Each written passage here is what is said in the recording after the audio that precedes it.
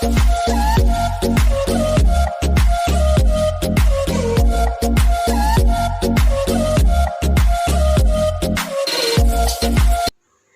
Friends, welcome to ராசி tips. எல்லோரும் எப்படி இருக்கீங்க? நல்லா இருக்கீங்களா? இன்றைக்கி நம்ம சேனலில் நம்ம கவரிங் நகை, அதுவும் பழசான கருத்து போன கவரிங் நகைகளை எப்படி புதுசு போல் ஆக்கிறது அப்படிங்கிறத இந்த வீடியோவில் நான் உங்களோட ஷேர் பண்ணியிருக்கேன். கவரிங் நகைங்களை பொறுத்த வரைக்கும் ரொம்ப நாள் யூஸுக்கெலாம் வராது. கொஞ்ச நாள் நம்ம யூஸ் பண்ணிகிட்டு இருக்கும் போதே பார்த்திங்கன்னா அது ஒரு பச்சை கலர் நிறம் மாதிரி மாறிடும், கருப்பாயிரும். நம்ம யூஸ் பண்ண முடியாத அளவுக்கு, தூக்கி போடுற அளவுக்கு ரொம்ப மோசமாயிரும்.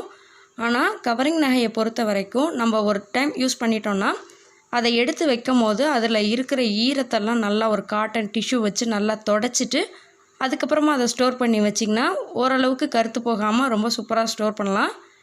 இப்போ இதை நம்ம எப்படி க்ளீன் பண்ணுறது அப்படிங்கிறத நான் காமிக்கிறேன். அதுக்கு நான் ஒரு பாத்திரத்தில் தண்ணி நல்லா கொதிக்க வச்சுருக்கேன். தண்ணி நல்லா கொதிச்சிட்ருக்கு. இப்போ இந்த ஸ்டேஜில் நான் வளையல் தான் எடுத்திருக்கேன். வளையலில் பாருங்கள், கொஞ்சம் உள்ளெல்லாம் கருப்பாக இருக்குது, பச்சை நிறமாக இருக்குது. இப்போ இதை நான் இந்த சுடு தண்ணியில் போட்டுடுறேன். இந்த வளையல் அந்த கருப்பு நிறம் போய் நல்லா பளிச்சுன்னு வர்றதுக்காக நான் ஆஃப் லெமன் தான் எடுத்திருக்கேன். ஆஃப் லெமனோட ஜூஸ் போதும். அந்த ஜூஸை நல்லா புழிஞ்சிருங்க.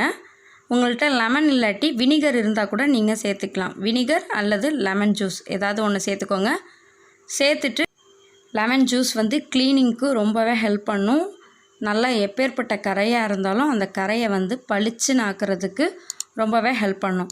இப்போ நான் இந்த ஜூஸ் எல்லாத்தையுமே நல்லா புழிஞ்சிட்டேன். இப்போ அந்த லெமன் தோலையுமே இதில் போட்டுடுறேன். போட்டுட்டு இது நல்லா கொதிக்கட்டும். ஹை ஃப்ளேம்லேயே வச்சு நல்லா கொதித்ததுக்கப்புறமா சிம்மில் வச்சு 15லேருந்து 20 நிமிஷம் வரைக்கும் நல்லா கொதிக்கட்டும்.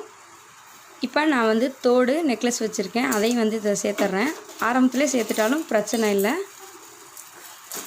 இப்போ இதையுமே சேர்த்துட்டு நல்லா கொதிக்க விட்டுறலாம். இது நல்லா கொதிக்கட்டும்.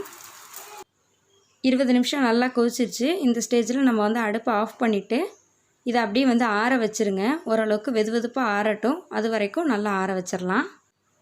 நல்லா ஆறி இருக்குது. இப்போ இந்த டைமிங்கில் நம்ம ப்ரஷ் பண்ணலாம். கண்டிப்பாக இதுக்கு ப்ரஷ் பண்ணணும். ஏன்னா இதில் இருக்கிற டிசைன்ஸ்லலாம் பார்த்திங்கன்னா அந்த அழுக்கெல்லாம் கேப்பில் நல்லா நிறையாவே இருக்கும். ப்ரஷ்ஷு போட்டு நல்லா க்ளீன் பண்ணிடுங்க. க்ளீன் பண்ணதுக்கப்புறமா நல்ல தண்ணி சேர்த்து அலசிடுங்க. இப்போ இந்த ஸ்டேஜில் பார்த்திங்கன்னா இந்த கருத்து போன கவரிங் நகை நல்லா பளபளன்னு பளிச்சுன்னு தான் இருக்கும். உங்களுக்கு இன்னும் தங்க கடையில் கிடைக்கிற தங்க கலரில் நல்லா ஜொலி ஜொலிப்பாக நல்லா மின்னணும்னு நினச்சிங்கன்னா 1/2 டீஸ்பூன் அளவுக்கு மஞ்சத்தூள் எடுத்துக்கோங்க. ப்ரஷ் எடுத்துக்கோங்க. ப்ரஷ்ஷில் மஞ்சத்தூளை தொட்டு வளையல், நெக்லஸ்ஸு, தோடு எல்லாத்துலேயுமே நல்லா தேய்ச்சிருங்க. 10 நிமிஷத்துக்கு அப்படியே வச்சுருங்க. அதுக்கப்புறமா நம்ம நார்மலான பச்சை தண்ணி சேர்த்துட்டு பார்க்கலாம்.